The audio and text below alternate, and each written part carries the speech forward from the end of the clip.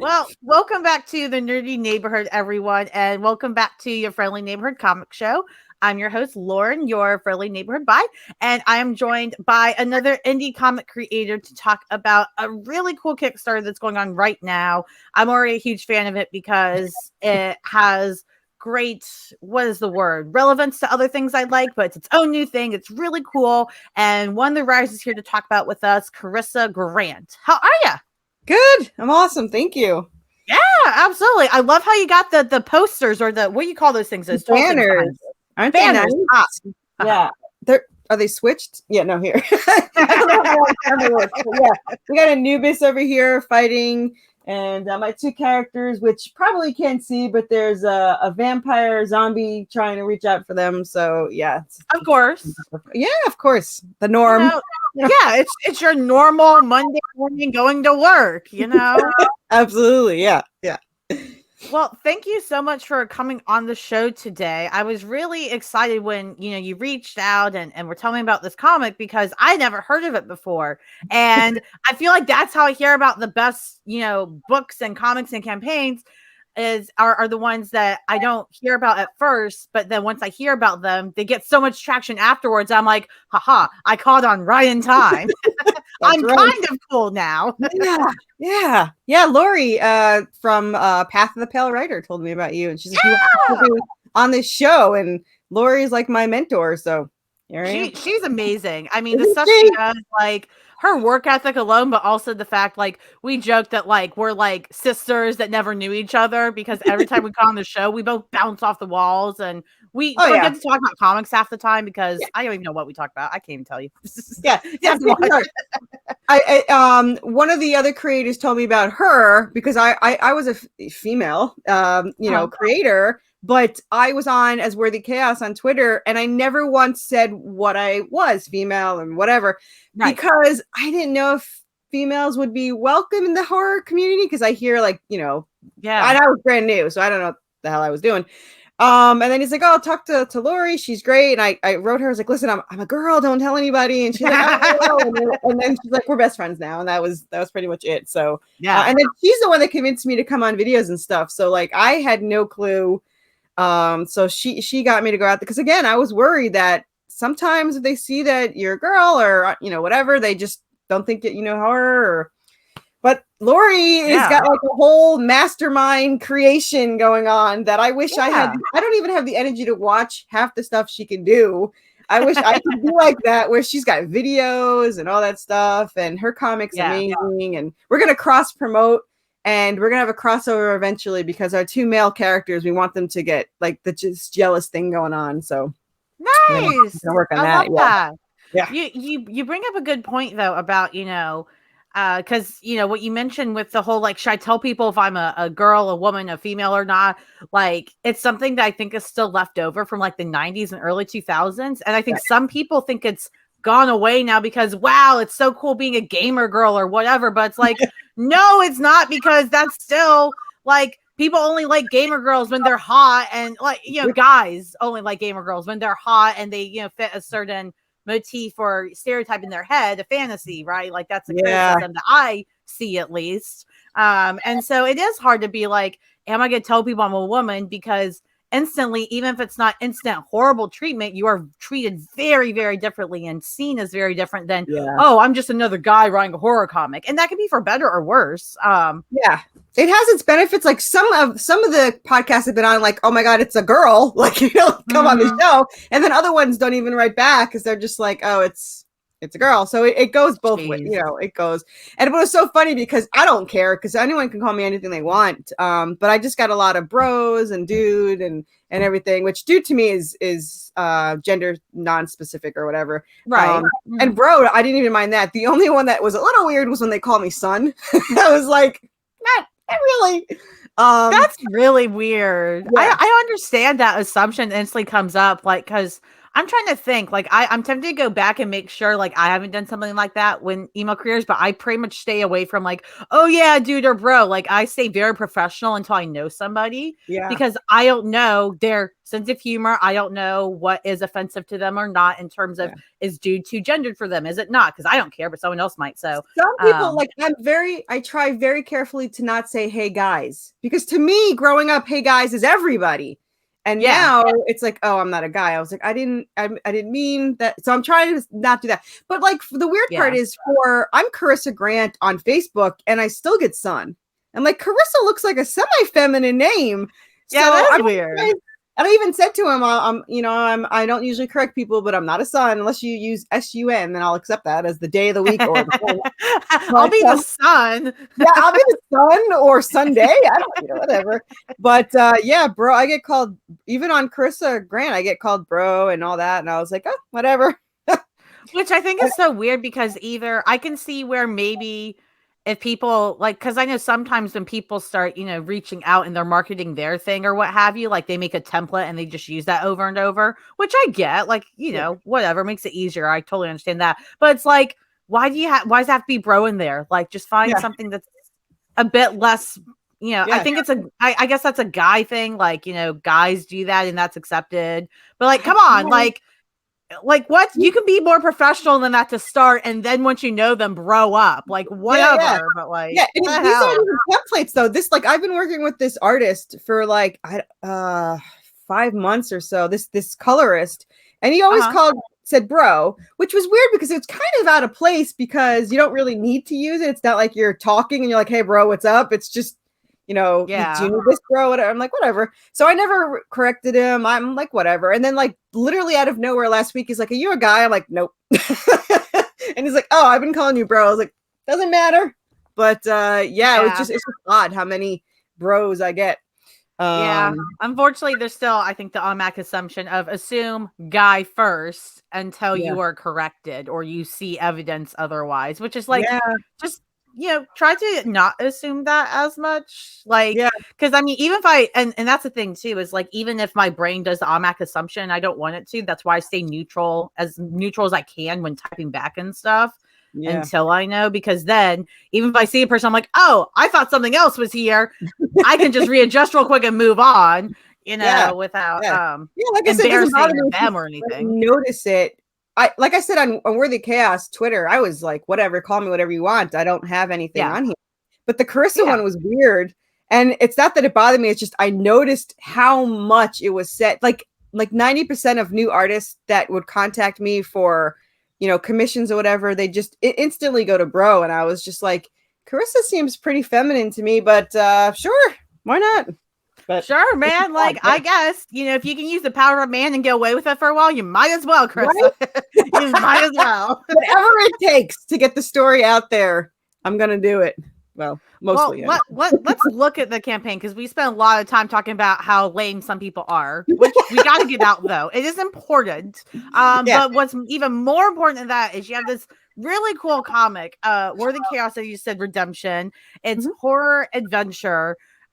Which I personally love. I've been loving horror comics recently. I'm a wimp with films and TV. I can't, my anxiety goes here and it's not fun for me like other people. But comics I really enjoy. And you really hit on immediately in this Kickstarter that you've got mixes of Supernatural, Silent Hill, Resident Evil, and Buffy, which is one of my all-time favorites. What kind of made you go, let me put all these together and say, haha, here's a new thing. You're welcome, everyone. Yeah, it's such a weird genre, because I'm like, it's horror, but it's adventure. It's not just slasher.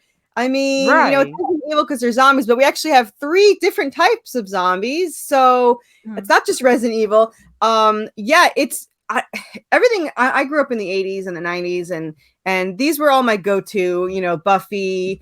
I played Resident Evil constantly. What started the whole writing in general was Resident Evil 2. I just was obsessed with it. I saw a commercial of the crocodile coming out of the water for Leon, and I don't know why that just was like, wow, what is this? I literally went out and bought PlayStation to rent the game. Like, that's how And now that I say it out loud, I'm like, so I spent a lot of money on the game system, but rented the game. Okay. Couldn't even buy the game. You're like, that's enough. I was like a teenager, so I'm like, I think I had to like beg my parents, like, can we just do like the first 2 or the next 3 holidays today to get me PlayStation 1? But I had no directions. And I could not get my character Leon to move. He kept walking in the fire, and I got so frustrated. I threw the controller, and my older brother comes in, who's been playing Zelda his entire existence, just gets up and starts playing. I got so mad. I was like, get out of my room. So he gets out of the room. I'm playing it. I played it nonstop for like the 3 days of rental, returned it, went and bought that. It had instructions, and I was like, there's auto aim. Like, I was so upset.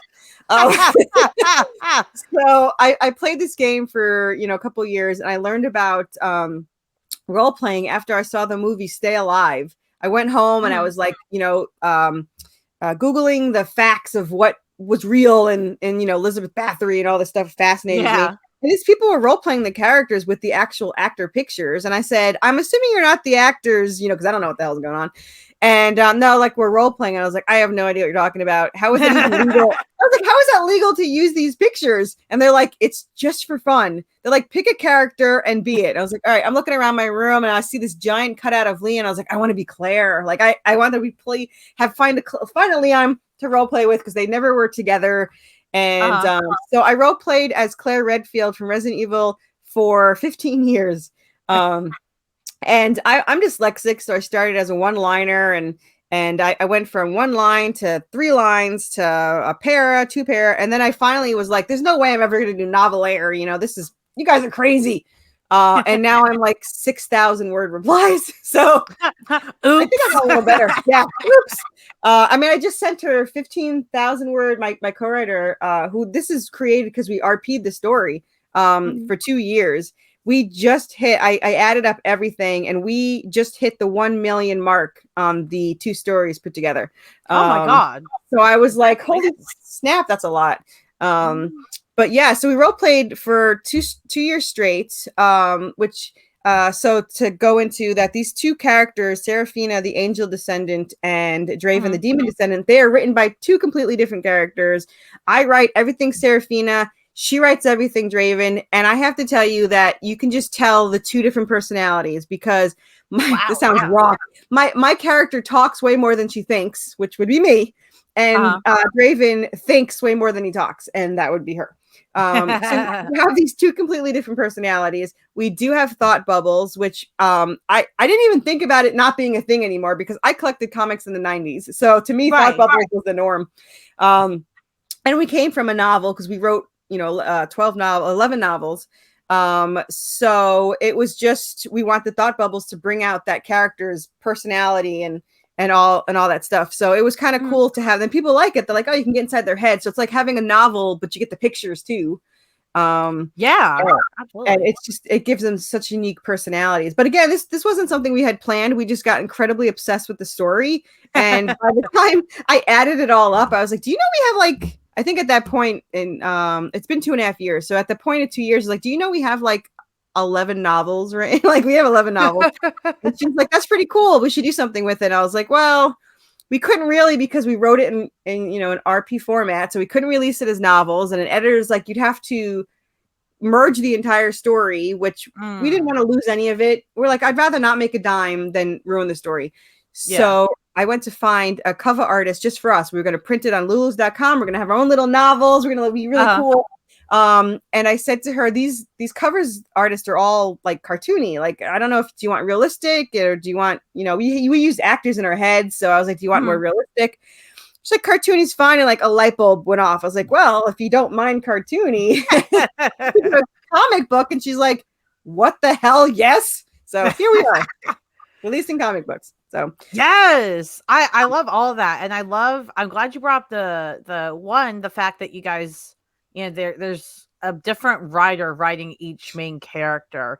That's something that's not done a lot. And I can think of multiple reasons why it's not done, but I love the pros that you have here in terms of like, hey, you have co-writers, they're working together to craft this whole story to make sure everything works.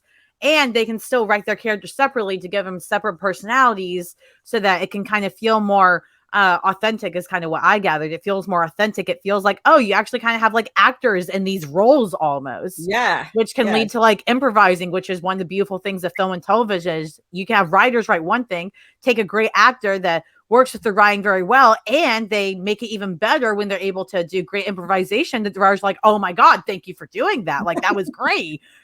So it seems like you kind of get to build that into a comic book here, which I don't think is something we see that often. I think that is one of the small cons of a comic book, you know, creative wise, is that you can't always do that. Here you are, you found a solution. You did it. Yeah. It was kind of weird because I didn't even think this was unique. Like the last 2 campaigns, I didn't even bring it up once. And then I don't know what, all of a sudden somebody asked, you know, how is it to write this? And I was like, oh, I wrote Serafina and she wrote Draven. They're like, what? I was like, yeah, we each wrote our own characters. They're like, really? And I was like, they're like, we thought it seemed like they were 2 different people. We just thought you were really good at writing. I was like, yeah, I wish. No. No, there was a separation for a reason. My multi-personalities do not help me at all. This is completely different things. But yeah, I mean, our characters are like are live in our head, and I gotta tell you, like half the time I don't even know what I'm gonna write until I'm like, she has no idea what I'm writing. So like I'll just write something and send it to her, and she's like, I can't believe that just happened. I was like, I know. She goes, I can't wait to see what happens. I was like, I know, me too. Like I have no idea what's gonna happen. So that's pretty much how the entire story went. And it's so funny because I swear this character is alive in my head, and there's one instance that I was writing that I honestly remember saying while I'm writing it, this makes no sense. Like, I don't know what I'm writing in this scene, but it's not going anywhere. And I swear I heard the character like, just be patient. It's going somewhere. And I was like, I'm starting over. And then all I hear is no. So I finished the whole thing and I was like, oh, that was really cool. And my co-writer's like, where did that thought come from? I was like, I have no idea. I still don't know where it came from. Yeah, it was such a cool thing that happened. And I was like, while I'm writing, I'm just like, this is gonna make no sense. And I'm just like, I'm just gonna finish it. And when it was done, it was just this weird, unique thing. And I was like, that was pretty cool. Yeah. And I will tell you, I don't know if you want to play the video, but the video at the top, it shows you a little summary of this issue, and it shows you, if you keep watching the whole thing, it shows you the whole summary for 1 through 3 as well, or one, yeah, it's 1, 2, 3. But the music in the background is this from the song that we created for this. Oh wow! So the lyrics, which are later down in the Kickstarter, all the lyrics are there. It's as an add-on. You can get, I think it's like $4. You get to download it, and it comes with both the instrumental version and the vocal version. So you get to I mean, it was written just for our character, so it's kind of that unique little, you know, heaven and hell war thing. So if you want to play it, you're welcome to. Yeah, I can play it right now as long as it likes me. Haha.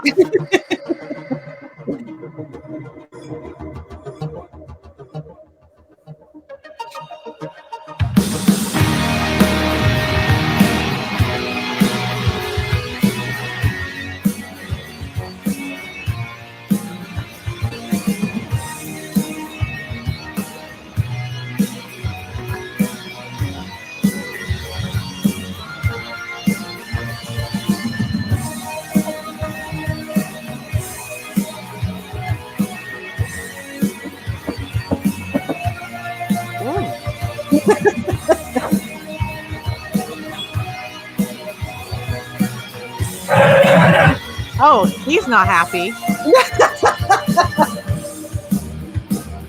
Anubis is, my whole goal is one day to have an animated series. I'd love to have an animated Anubis. Oops. So I have to ask, because I paused it because I wanted to ask. So the whole plot with this is that, you know, you got Serafina from the angel side of things, essentially. She's descended. You got Draven from the demon side. And so there's this angel demon war going on that they're trying to figure out why they're a part of it, what's going on. And you know, what the heck is Anubis doing in an angel demon war? Like, I'm glad he's here, but what's he doing here? So their fathers, which they don't know about, we do. We get to see in issue 3, which if you can kind of see at the top of the right screen, the fathers are in the top of the cover. So the fathers are after this weapon, this angelic weapon that Serafina was created from. So the whole goal is they're trying to get this weapon, which they'd have to kill her in a ritualistic way to activate it. So to get it from her, they can't be seen. They're trying not to, let them know they're there. So they're using other things to kind of go after them. So her father, Remnal, controls Anubis with a remote control, which he carries in his, he's either holding it or it's in his belt. And you can see the runes across it, and it spells Anubis. And so he uses that remote control on Anubis to control him. And Draven's father uses the Hellhounds. And what he did was he makes fun of Remno later in issue 7, where he's like, I don't need a remote control. He kind of like beat the leader of the Hellhounds, Croc, and kind of beat him to control the other Hellhounds. So that Hellhound is like an outcast, and he actually clings to Anubis. And in the end of issue 4, you can see they're playing fetch together. So Anubis is kind of slowly trying to fight the remote control, and the Hellhound kind of helps him do that because he wants to protect the Hellhound that he now considers like for the whole rest of the series. The Hellhound follows him around most of the time with a stick in his mouth, and so that kind of starts getting. But then they start using the Hellhound against him, like, well, the control's not working, but we're going to kidnap your Hellhound, and if you don't do what we say, we're going to stuff your, the Hellhound. So that it becomes a big part of it. And eventually Anubis will side with them. Like, that's his whole, he wants to help them. And there was a hint that in issue, in book 2, he actually kidnaps Seraphina away from Draven, because Draven's a demon descendant. So as far as he knows, everyone's bad. Obviously Seraphina doesn't realize that that's what it's for, and he gets busted anyway. So, but it kind of shows this hint that he really does want to help. He's not, he's not bad. But what's happening in issue 1 is that the angels and demons, the demons technically are merging the whole town with hell. And the angel used that to his advantage to bring forth Anubis while they're merging. So you have all these characters in, it's kind of like Silent Hill. They closed off the town. So you've got, zombies and hellhounds, zombie mermen, ghosts, all these things. And one of the things that I had said, in the backstage is or before, I don't even know when I said it, but I have 3 I have 3 forms of zombies. And I didn't even realize that until one interview. Someone's like, so what kind of zombies do you have? And I was like, I have all of them. So for the first book, which is them in the Silent Hill, since it's merging with hell, the zombies are like Dawn of the Dead. They come from hell. They're kind of merging in. For book 2, they're in a haunted asylum where they can't get out because these ghosts have all trapped it. So the ghosts are animating the dead bodies. So they're kind of like possessing these dead bodies. So the zombies are more, animated because of that. And then in book 3, they're in Resident Evil 2 universe pretty much. And they're trapped in a town that's got infected zombies. So you have that kind of virus going on. And then book 4 and 5 is like all of them. So everything at once, go. Everything at once. 3 and 4 are crazy. They're trapped on this island. They actually travel to hell. They travel into nightmares. They do all this crazy stuff. And all the books are connected because I've been asked, are like they separate arches? They kind of are, but what it is each book is a certain environment. So, book 1 is 7 issues. So 6 is released August 15th and 7 is released October 3rd as Kickstarters. And that is them trying to get out of town and them fighting these vampires that we have that are called Clotters. And you can see one right there. And they're kind of a mix of different vampires, but we kind of made they're subspecies. So someone can't be like, they're not vampires. They're vampires. Yeah. So they're subspecies called Clotters. Their heart only beats once every 6 hours because I never liked it that vampires would get cut and they bled, but they have no heartbeat. So I'm like, how are they bleeding? That's a good point. Yeah. And everyone's like, oh, it's supernatural. But I'm adding a tiny bit of logic to it. And then for the supernatural side, if they taste or bite you, the entire hive mind of the family can track you anywhere you go, like a homing beacon. And if you kill one of them, they will do everything it takes to track you down and kill you. So that, of course, is exactly what happens. And so now they have to go track the entire family down to kill all the vampires so that they don't come after them. And the other thing is, like I was saying, that the banner, if they don't feed directly from a human, then they start to decompose. So animal blood doesn't do it. Bags don't do it. And it's not like when Buffy, the vampire slayer, they have no souls. Ours, unfortunately, do have their souls, but they have to decide, am I going to kill a human to survive longer, or am I just going to let myself deteriorate into nothing? Because so nothing else will stop it. So you find that these vampires, the Clotters, are a little bit more ruthless, because generally they're turning people that are murderers or just evil, because they are more likely to go straight and destroy the humans to feed off of. So you have these really more ruthless vampires than you normally would, because it's all about survival for the family. So yeah, I mean, that makes sense. I think it's interesting, like because I've kind of seen a trend a little bit with writing vampires, right, and trying to, like you say, have different takes on them, different logic, different characteristics, things like that. And there are times where, like, there's other stories I've seen where, they have, like, here are the vampires and they have unfortunate circumstances, but they're not as bad. Here are the worst vampires. Yep. I think it's so fascinating how, like, I think, maybe because we like vampires, I love them, they're some of my favorites. We have to find some way to be able to still empathize with them and say, hey, they're terrible, but here's their reason. But here's the shit vampires, and they have no reason. They can suck it. Like, they're terrible.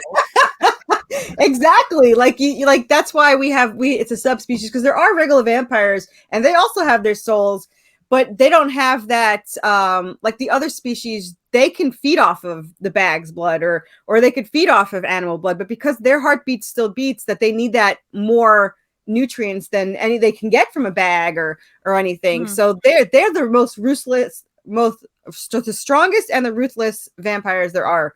And we like to have that subspecies, because that way we can always create more, or we can have regular vampires come out.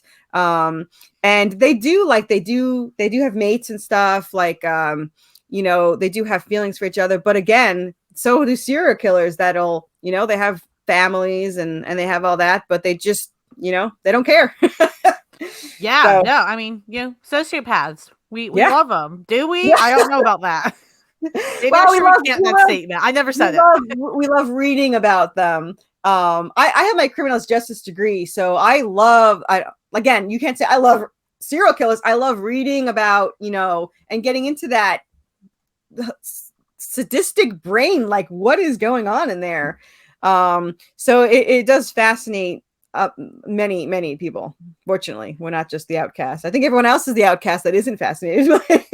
I don't know, man, because it's one of those things where, like, liking serial killers and watching, like, all the Law and Order shows and all that, like, that's gotten very popular again. So like, now you're weird if you don't watch it, even though it's like, but you're weird for watching it all the time and getting fascinated and still telling me, but this is so bad, but you can't stop watching as they, manipulate people and slaughter, Listen, I'm sorry, but Freud was a little right about some things. I know we all hate Freud, but he was right about some things.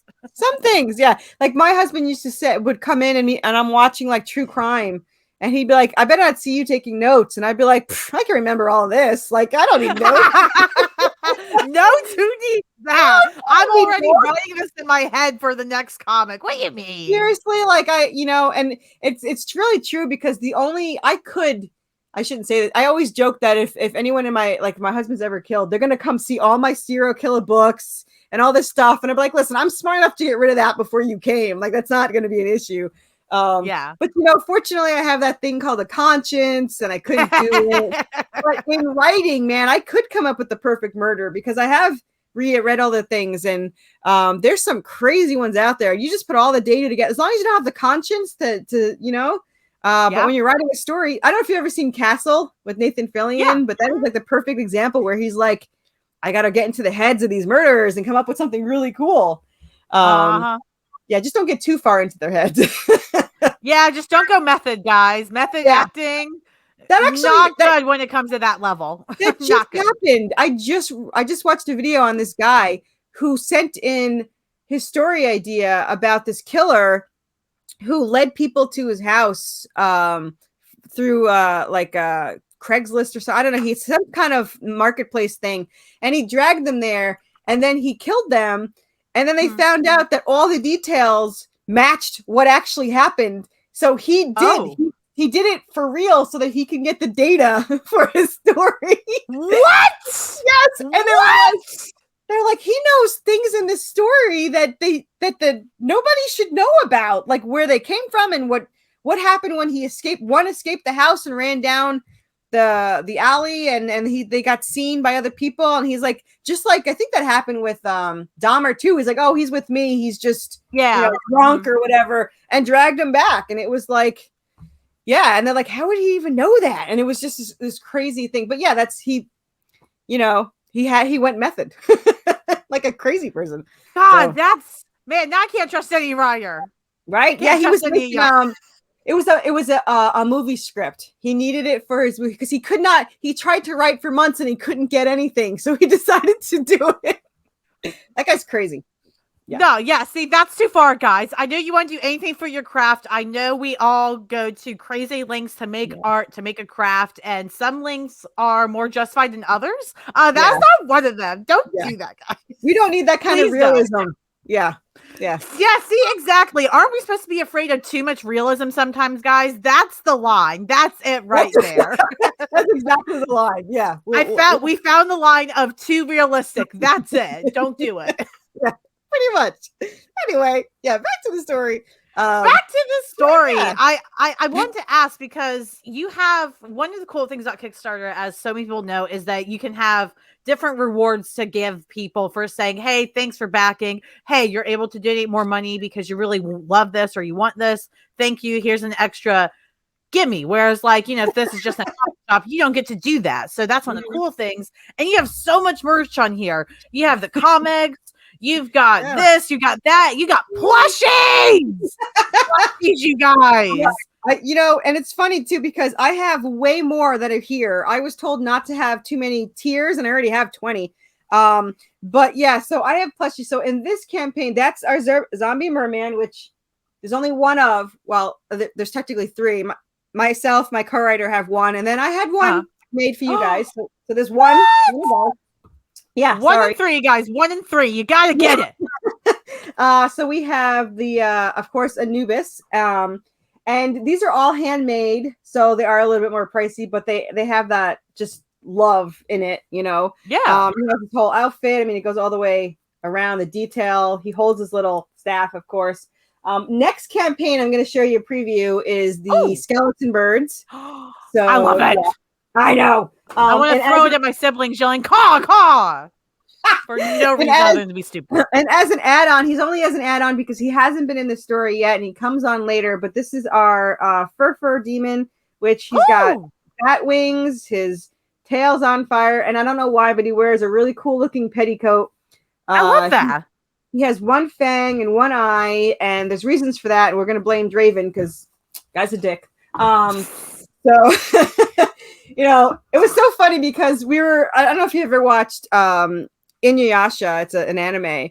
But he's kind of like a half demon and he comes out really ruthless. And I was watching it with my husband and I was like, I loved Inuyasha because he has that, mentality that he wants to like fight everybody, but he's actually a really nice guy. And I was like, Draven's not like that. He really is not a good guy. He only loves Seraphina. Like whatever it takes to keep her safe, he's going to do it. He doesn't care. As long as she's safe, it's like them against the entire universe. Yeah, but everybody else can die. He doesn't care. There's a kid on the street crying. Fuck the kid. Yeah, like he saves everybody. Like he doesn't hate it, but he worries about it because he's like, every time you save somebody, puts you in danger, puts you at risk. But and I don't know if you know, the name Worthy Chaos is because of her. Because she's got the angelic blood. Everything negative since she was a teenager has been attracted to her. So she feels like a burden all the time. And she always tells him, you should leave because I'm causing you so much trouble. And he goes, you're worth it. You're everything it is you're worth it. So she's the Worthy Chaos. So yeah, she creates a lot of work for him. Yeah, I mean, to be fair, I'm a sucker for that because that is very similar to Buffy stuff a little bit. Yes. Obviously, they take it further that, Buffy is bigger than any of the, romances she's had. And those romances were always so significant. Yeah. And that's basically how it was too. Like, it reminds me even when, like, you know, because Buffy and Angel went through all their crazy shit, you know, blah, blah, blah. But even by the end, when they had that one last meeting, I think in like season 7 of Buffy, and they just have this mutual understanding. And it's just, you know, because even if they can't be with each other in that way and even possibly not love each other that way, there's this understanding of, you call me, I'm there, basically, you know, no but matter until what, then, we're separate. Yeah. Yeah. And that's tough. I mean, my characters, in issue 1, you know, you get to see that they're teenagers. You get this flashback of them as teenagers, and they're about to run away because of all the horrors that are happening, and their families are horrible and all this for a reason, which we don't find out for a long time. But, you know, all these people are horrible. They're about to run away together, and Draven has to leave to get a gun to get her away from her father. So when you first show up there, you could see she's like, are you back yet? Which a lot of people might not understand. There's little hints that we like to torture our people with. So she's like, are you back yet? And it's because it's Draven's on his way back. So then she discovers that her brother, possessed by a demon, killed her parents, and he's after her. So she calls him and says, don't come here, because, you know, my brother's trying to, of course, the first thing he does is go there. So he goes in the front door. She goes out the back window. He calls her name.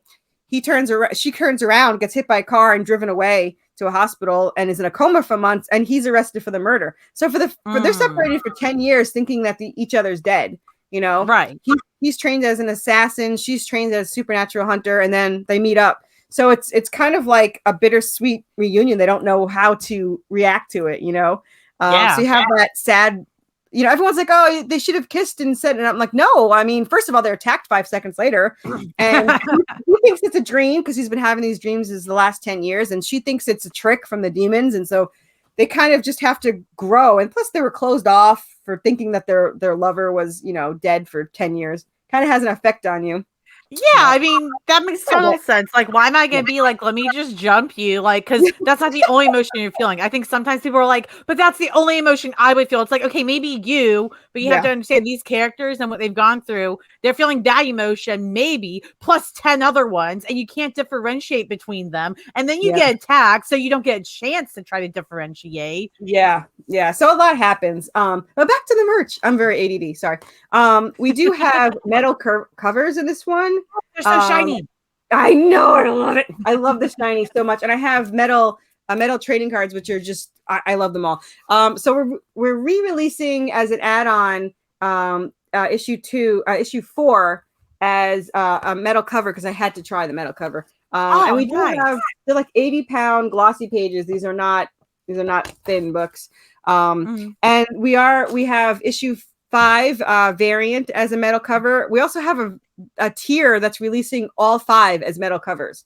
Which is a higher tier, which reminds me, as I told you to remind me, that reminded me, our higher tier of being able to be drawn in as a zombie in issue 8. We only have 10 spots for that. And you could pick your demise, or you could stagger on as a zombie. This is our last drawing in until book 3, so it's probably for at least a year. So if anyone wants to be drawn into this is the chance. We do have a tier. It's $145. You get lots of goodies, or you could just pick the drawn in for $99 as an add-on. But and you also pick your outfit. You can wear, you know, whatever you want. And of course, and my artist is a portrait artist. That's originally what it was. So they look pretty, you know, pretty accurate. And it's pretty fun. So it's kind of cool to be drawn in as that. When book 3 comes, we're zombies all the time. Anyone can be drawn in there. So if you want to wait, but if you don't want to wait a year or a year and a half, now is the time to be drawn in as a zombie. Not only do you get to be drawn in, you get the PDF included, and you also get it about probably 2 to 3 months before anybody else gets to see the comic. So you do get to see. Yeah. So you do get that you'll probably get it in October or November. Where everyone else has to wait till January 23rd. Sorry. So wow. See, that's why it's worth the money, guys. That's why you gotta get on this. Be a zombie and pick your demise. Let us know what you pick. I want to know how people are going out, because it sounds funny. My brother wants his head chopped off, so we have one. Get his head chopped off. That's solid. That's a real solid. I like that one. Because it's simple to the point, but it always looks great. And then so I told him in book 4 they go to hell So he could be a demon in hell. And he goes, "Can I carry my head around?" And I was like, "Sure." So he's gonna be carrying his head around. Yeah, that's amazing. But yeah, I absolutely love that. Reminds me of I don't know if you ever watched the show Disenchantment that's on Netflix. It's animated. Yeah, but yeah, so Lucy, doesn't he like they had to carry around his head until he finds his body? Right. That must be so annoying. Like, I'd be annoyed. I mean, my brother obviously doesn't mind it. I obviously do not kill. I've been wanting to do this for years. This is just the legal, most safest way to do it. He's like, "Can I be killed?" I'm like, "Yes, dude. Sure, bet. Absolutely." Done. You're done. Why even ask? Just say yeah. And I got it. Yeah. I wish I thought of this sooner, but yeah. So just, it's fine. Now you get to do it. That's all that matters. Is now that's you all get that to matters. Yeah.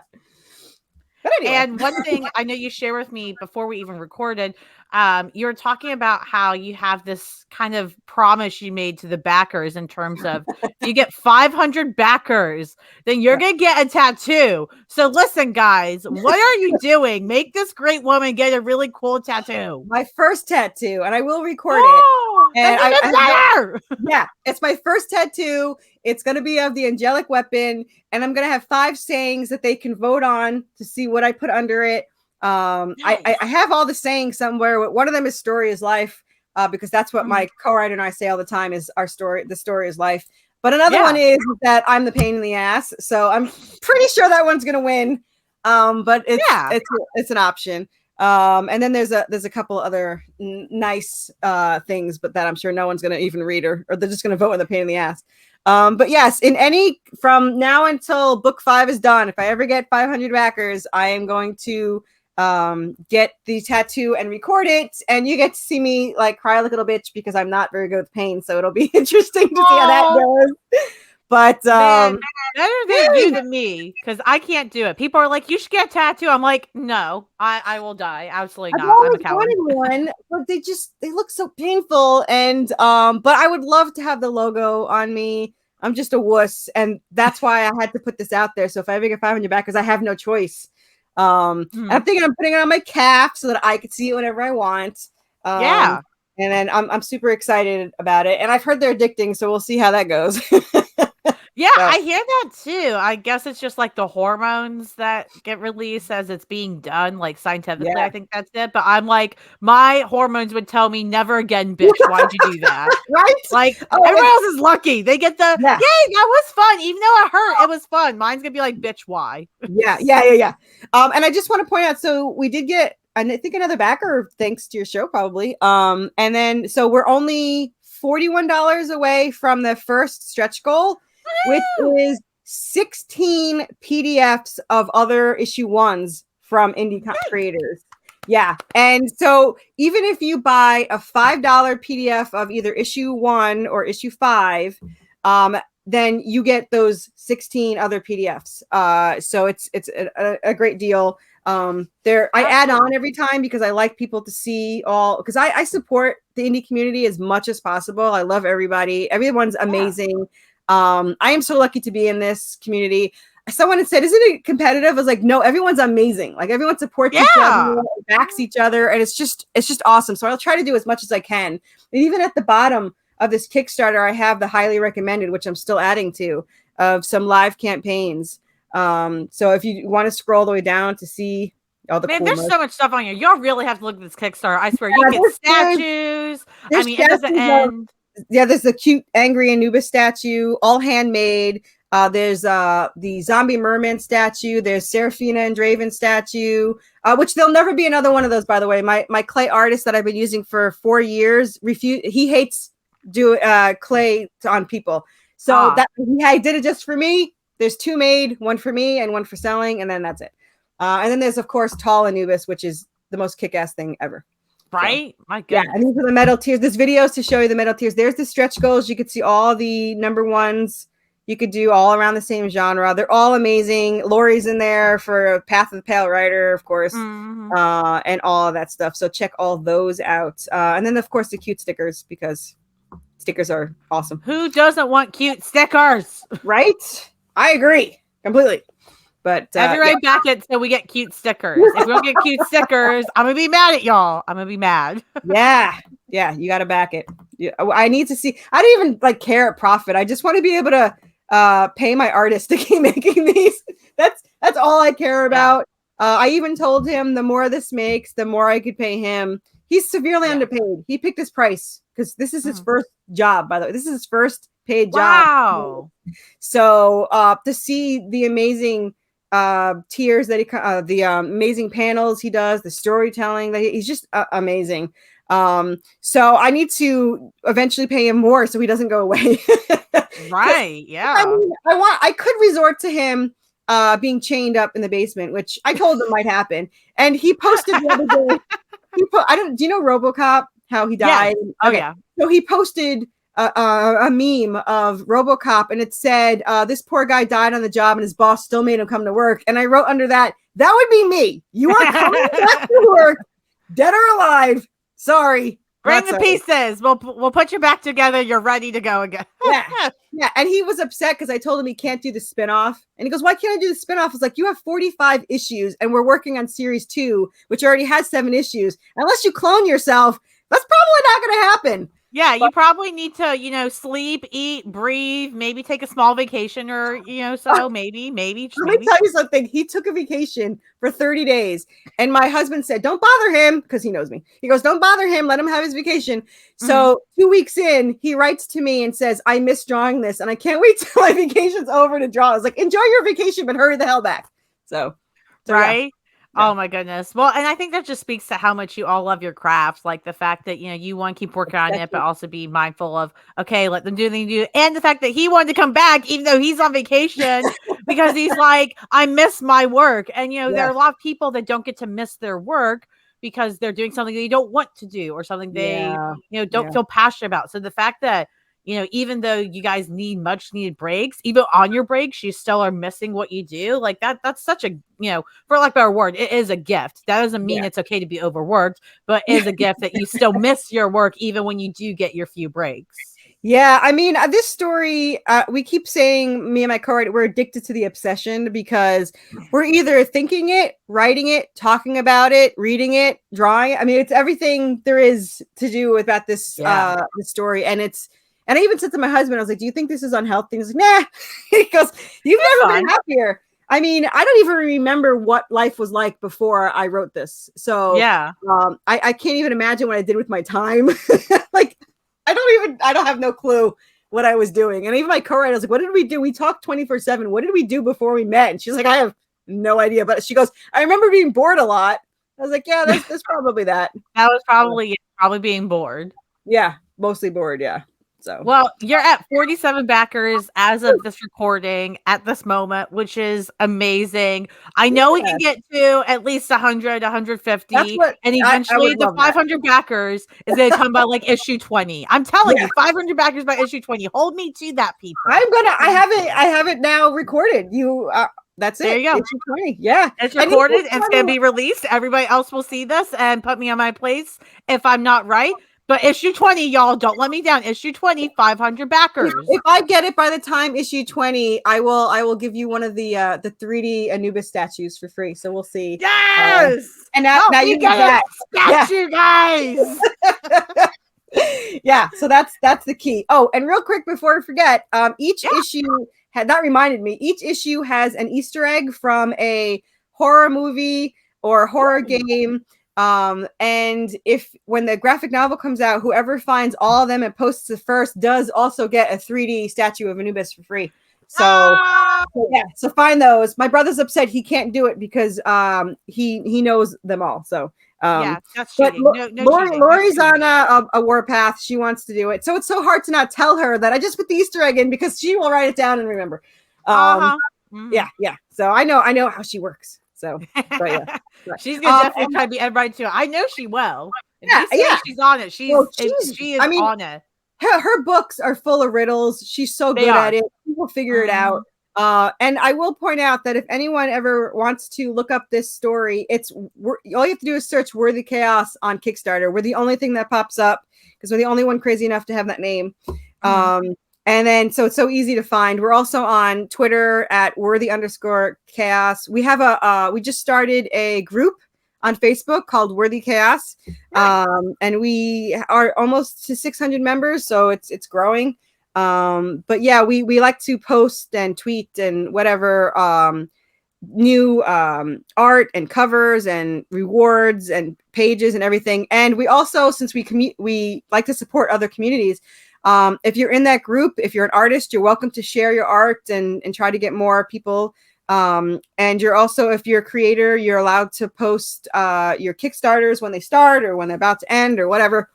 So I think people are scared too, because there's always a posting that says, I don't know if this is really allowed. I was like, yeah, it's just an open community for indie people. You can post it as long as you're not bashing on each other. You're welcome to post. So yeah. Yeah. Absolutely. Well, I'll make sure all those links and the Kickstarter are below in the description for everybody, because I'm lazy. I know everybody else is tired and, a little lazy, but we're mostly exhausted from life. So just click like 5 times and you're getting a great story, hopefully all the issues, and you might get a statue or a plushie if you click in the right spot. So, you can either close your eyes and make it happen, or you can intentionally click. Either way, a win is a win. That's right. That's right. And I have to say, I really appreciate you having me on. I love your show. I love you. And it's really great to be here. And I obviously love talking about my story because I can ramble on about it for 4 hours. But it's really nice. Right. Somebody's like, you should have your own show. I was like, no, it'll never end. It'll just be one continual ramble for like 5 weeks straight. Isn't that tough? Because it's like people are like, wow, you're so passionate. Talk about what you love and like don't filter yourself. But then you don't filter yourself and people stop listening. Right. And you're like, so I need to filter myself. And they're like, no, I just got tired of listening. And you're like, so I need to filter. Like, what you want from me? There's got to be some gray area there, but right. But I always appreciate when people, allow me on this show and to get it out there and stuff. I really like that. So it's really nice that the community is so supportive. Yeah. Yeah. No, thank you for coming on. Well, you're part of the nerdy neighborhood now, so you brought your chaos to us. Which, if you don't know, we thrive on chaos here. Apparently, that's how the nerdy neighbors are. We ended up having, who is our best neighbor from like one of the earliest shows we did. Got voted in, and it's Mystique from the X-Men. I don't know how she's our best neighbor, but that is still a thing. It has not changed. So whatever. Yeah. Always welcome to be part of the neighborhood. Yes. And obviously, you plugged Worthy Chaos already and things like that. Are there any other plugs you'd like to share? Well, right now there I recommend people going down to the bottom of the Kickstarter, and you can see the amazing Kickstarters that we have going. And follow those links. They're all live. 1 or 2 might be coming of. And like I said, I'm adding more to it. So check the page often. I like to add it to updates and stuff. But definitely add us, because we always share other indie people. Look up all of the stretch goal people in there. All their names are listed because they all have stories that are still going or new ones. And all of them are amazing. Like the $5, don't even worry about my story. Go read their story. When you hit the stretch goal, we are $41 away, and then you can get all their stories. And so the $5 is worth it just to have all those PDFs. So I'm very lucky to know all of them. Yeah. Yeah, 1,000%. And that's one of my favorite things about Kickstarter too, is not just getting the stuff for us as the consumer, but just like you said, the community and how willing you all are to be like, hey, yes, I want my book back, please God, but also please God, back these other people, because this community doesn't run without everybody making great comics and coming up with new ideas and finding new ways to share them and get people involved. Like that's exactly what runs the community. So I am so thankful for that as well. Me too. And I'm all about instant gratification. So I really like to get these out as soon as possible. I mean, I do. They're already made. The backing is to get the rest printed, because I just do the bare minimum for me to make sure the comic looks good and whatever. So, and I don't do any of the variants. So the money is definitely, it goes towards the printing and to making the next one, which I'm really hoping to keep making them. And it's really, the importance of it. But like the last time I got the issues in halfway through the 2 weeks before you even get paid. I got it on a Friday and I got them all out on a Saturday. And I hadn't even got my money from Kickstarter yet. So Hooray to credit cards. But I got them out 5 days before the money even came in. So I just like to get these out as soon as possible. Everyone gets the PDF the day that the campaign ends. As soon as their payment goes through, I send all the PDFs of all the issues that we have. And all the PDFs that you get of ours, you get the black and white and the color version just for the $5 or included or whatever. Yeah. So we like to get it. So you'll be able to read it as soon as the payment goes through. You'll get the PDF of it, and then pre-launch will start the next day for the next one. So because we're crazy like that. But yeah. That's awesome. Well, I know that takes so much for you to be able to get that stuff out early and all that. So, huge thanks for that. And, there are plenty of creators that want to do that, but can't. So, it's not that anybody's better or worse for doing it one way or the other. Oh, no, it's not recommended. It puts us highly in debt. I just don't care. Issue 6 is done. So it's getting, the last 10 pages are getting colored like Monday. And then issue 7 starts in a week. So I love that. Yeah. I love it. Your spinoff series, it's called Worthy Debt, right? No. Yes, that's the new name. That is what it will be called. So yeah. So we're gonna eventually try to get out of debt. But for now, if next time you see a different background, I probably lost the house making these, but I will be in some library. I can carry these around, so you might still see those. Oh God, I'll have to call up a Swamp Thing, and you can live in a swamp for a while. I'll share it with you. You're a good human. He doesn't hate you. The story is life. It's more important. There's options. Shelters have internet now, right? So we're fine. Oh God, please don't lose your house, Carissa. Please don't do that. We're fine. We'll back the Kickstarter then, and if everyone backs it, we'll be fine.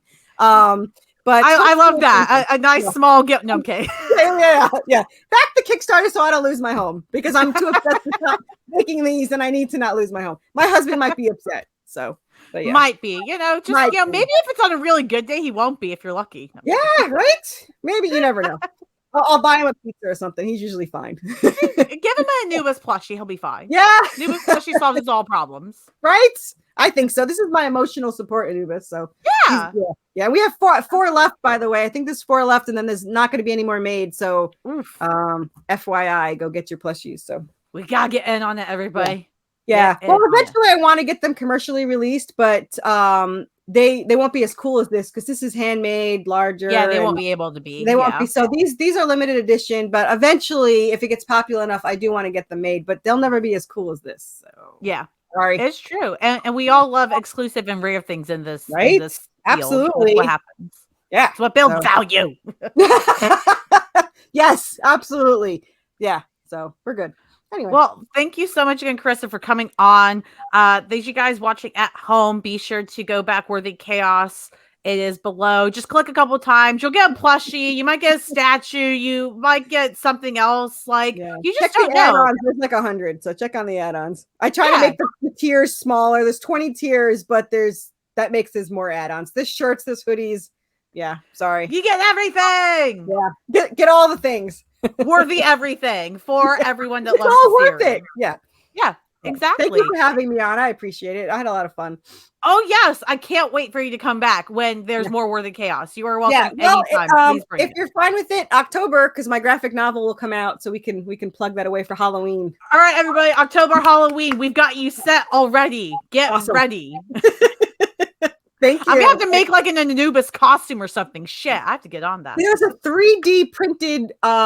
If anyone has a 3D printed and want to go crazy, for $11, there's a suit of Anubis, and you 3D print it, and it's for a full size human. Like Lori's like, we need to have this made. I was like, yes, we do. Yeah, shit.